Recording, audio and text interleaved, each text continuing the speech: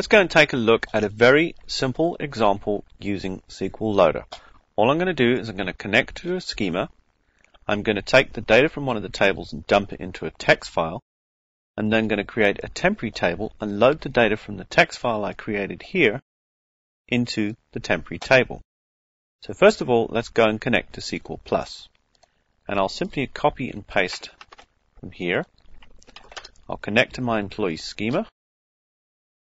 I will set my column separator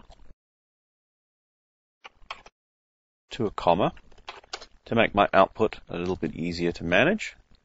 And now I'll simply take the data from this division table, namely only these two columns, and I'll create an output text file. So, going into my Explorer, if I go to my temp directory, I'll find this output text file.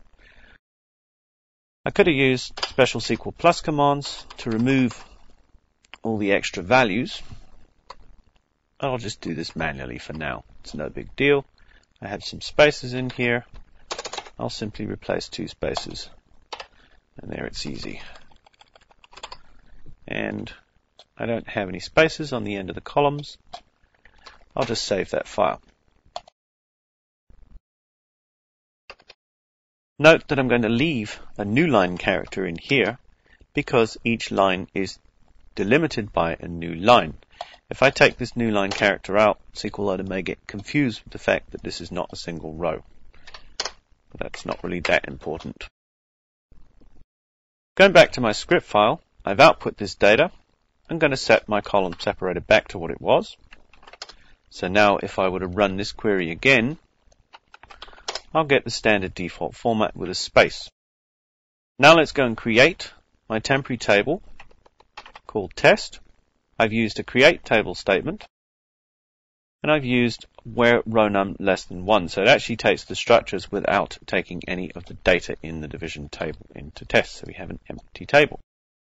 Now what I'm going to do is I'm going to execute SQL Loader on the data file I just created.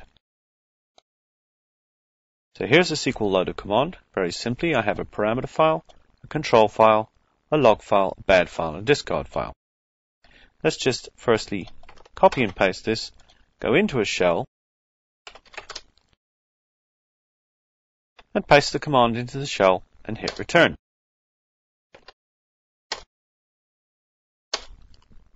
And here it says load completed, logical record count 18. Now this is interesting because my table doesn't have 18 rows. But first of all, let's go and select, and we can see we have 11 rows there. So it's looking suspicious. And we have no rows loaded. So let's go to here and let's take a look at the log file. And as we can see here, we've got lots and lots of errors. We've read 18 rows, we rejected 15, and we discarded 3.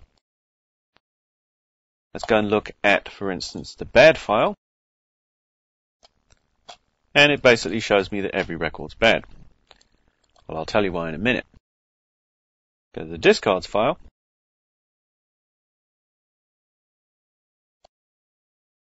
And what do we have in the discards file? We appear to have a number of blank lines, new line characters. So, what's the problem? Well, quite simply put, I could have used SQL commands to remove the excess data from the SQL Plus output file, but I really wanted to demonstrate what happens when SQL Loader finds bad data. So, let's make this file into the structure it should be. And obviously, I didn't create this data file with the commas in there because I must have output the file